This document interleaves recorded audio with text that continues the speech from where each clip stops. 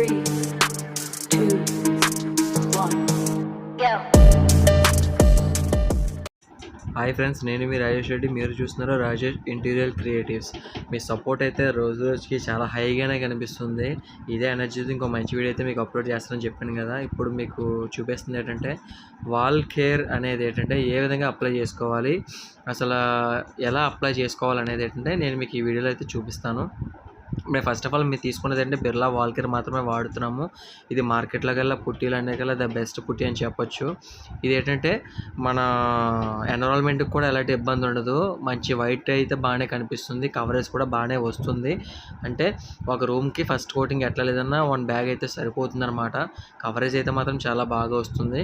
ఇది స్టార్టింగ్ ఏంటంటే ఈ వాల్ కేర్ అనేది మనం తీసుకున్నప్పుడు మార్కెట్లోని ఇవి ఎలా ఉందంటే దీన్ని డేట్ మెన్షన్ చేస్తారన్నమాట. డేట్ కంపల్సరీగా మనం చూసుకోవాలి, లేదంటే దీంట్లో చిన్న చిన్న స్టోన్స్ టైప్ అయితే ఇది పౌడర్ అనేది కలిసిపోతుంది అనమాట.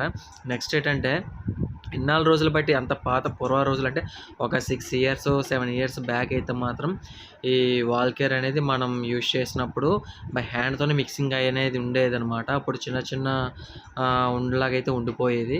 ఇప్పుడు మిషనరీ కూడా వచ్చేసింది, అంత అప్డేట్ కాబట్టి. అది చూడండి ఎలా మిక్స్ చేస్తుందో.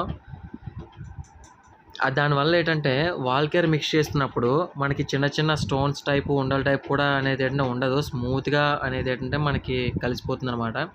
నెక్స్ట్ చూడండి, వాల్ కేర్ మనం అప్లై చేసుకోవాలంటే చాలామంది ప్రైమర్ అప్లై చేసేసి వాల్ కేర్ పెడతా ఉంటారు. బట్ అలా కాకుండా డైరెక్ట్గా ప్యూర్ మెన్షనర్ చేసిన వాల్ మీద మనం ప్యూర్గా అప్లై చేసుకుంటే మాత్రం ఆ వాల్ కేర్ అనేది చాలా ఫిట్గా అంటే స్టిఫ్గా అనేది స్టిక్ అవుతుంది అనమాట.